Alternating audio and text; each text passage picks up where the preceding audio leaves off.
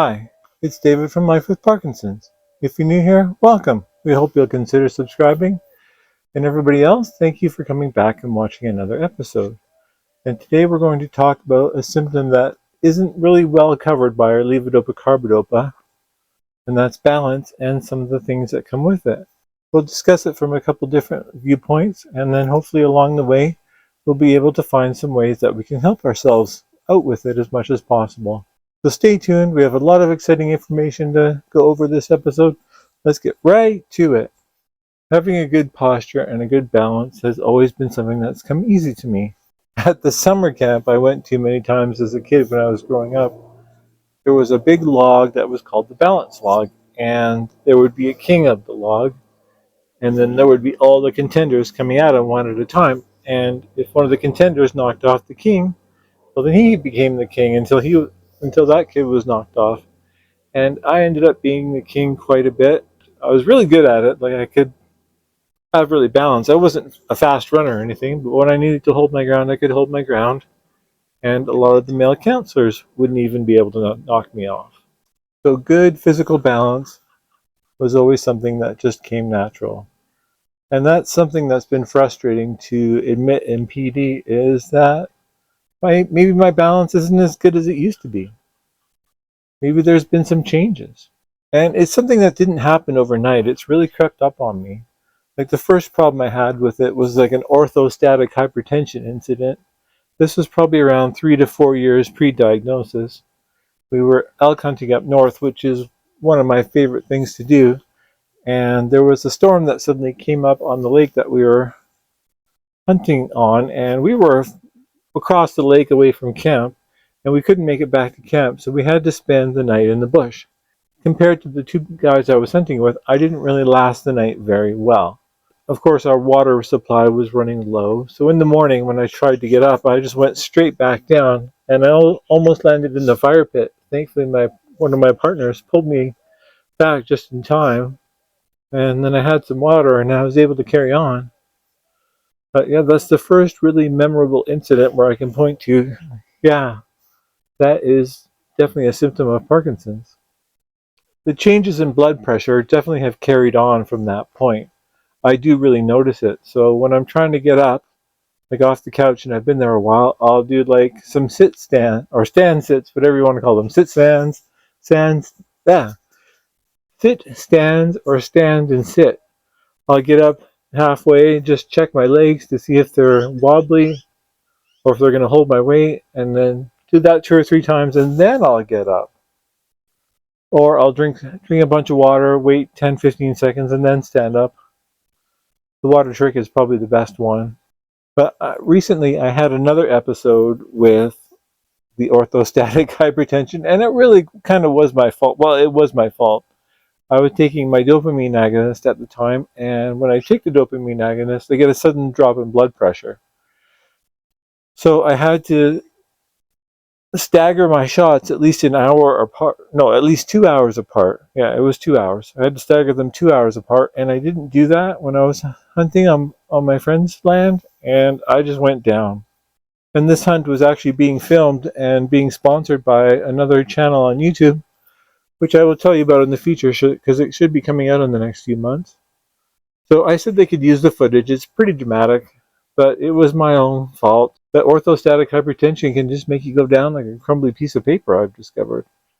And when I was watching the Michael J. Fox recent documentary, the one called Still, it is really good. If you haven't seen it, I highly recommend it. He goes out walking on the sidewalk with looks like a personal physiotherapist, and he just goes down like randomly. Just seeing that in my future was just really heart-wrenching, and heart-wrenching for him as well, for being brave enough to put that out there to the whole world. Like, that's some tough stuff to share. Yeah, I highly recommend checking that documentary out if you haven't seen it. The American Parkinson's Disease Association says this about balance. In addition, as Parkinson's disease progresses, a person may start to develop more symptoms that are not responsive to levodopa. Levodopa best treats the motor symptoms of Parkinson's disease, such as slowness, stiffness, and tremor, Some motor symptoms, including balance problems, do not respond well to levodopa regardless of when the therapy is started. There are many clinical listings of balance problems. I'm not going to go into all of them, but the one that's affected me a lot is the visuospatial dysfunction. Like when you have depth perception and have trouble seeing in like three-dimensional spaces. But this is something more that happens when I'm off. It does happen when I'm on. Like when I'm off and I'm trying to get to the couch, it can be really hard. Like it feels like things are in the way that aren't actually in the way. And I find that very disturbing. Like a table I'm not even gonna come close to, far away, feels like it's in the way, even though I'm only trying to walk like 3 feet over to the couch. And this symptom is probably one of the main reasons I stopped driving. When I was in like bumper to bumper traffic, I just couldn't keep track of all the vehicles around me. And it really wore me down quick. And then of course I started to get off symptoms. Seeing in the three-dimensional world can be a bit of a challenge for me at times. At my last full-time job, I was part owner of an overhead door company, and that involved going up and down ladders every day. And we would often set up 2 ladders for doing overhead door installs and carry like sections or springs and parts up the ladder, 2 ladders together. So, peekaboo. And we would carry things up and down together and just not kiwi. And just not being able to do that anymore is a big blow because it was a big part of my life and something I really enjoyed. Yeah, I went up and down those ladders literally every day at work. And now I've got to make sure I'm extra careful at the house anytime heights are involved or anytime I got to reach something off like the top of the cupboard for Haley. It's really strange to know that when I shouldn't be doing something, I really shouldn't be doing it. This next symptom is very difficult to talk about because it freaks everybody out. It's like when you're standing there and you just suddenly lose your balance for no reason at all. And you kind of do that. Try and catch yourself. My wife Haley and my daughter Felicia just don't like it at all because it startles them. And it's a crazy symptom because it's one that's been a problem for me a couple times. But thankfully the times it has been a problem, I haven't hurt myself. Of course, one time it happened up north when I was hunting. We were over at my friend's place and I just suddenly lost my balance. And I went crashing. We were in the garage, and I went crashing into the rakes and shovels and brooms. And they're like, "What the heck, Dave?" I'm like, "I don't know. Don't ask me. I'm just here along in this body for the ride." And it happened a couple of days ago too. I was just setting some stuff up on my bedside table, and I just lost it. I went crashing into the wall, probably 6 inches away from the window. I'm like, I wonder if I would have gone through that window if I'd landed on the window. Let's not find out.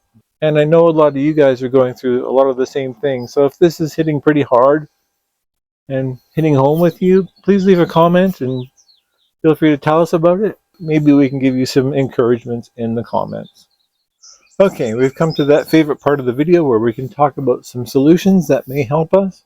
And this is a tough one to do for me personally because I know that the balance issue does not respond well to the levodopa carbidopa. While I'm going to advocate exercise as the best solution and the best aid, and I really feel it is, I just really hope they come out with something better to help with the balance problem, some sort of medication or therapy, because man, when we lose our balance, we go down and it hurts. And I've lost my balance a few times. I have near misses with falls every day, and I know a lot of you people probably do as well. So this is where we got to stick together and share a solution. So if you have ideas, please leave them in the comments below.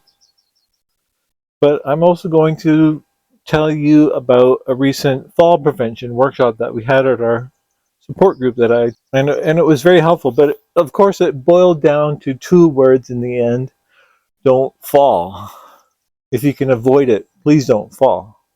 And I've really never understood that fear of falling. Like my grandma would always tell me, "Oh, David, I'm scared of falling."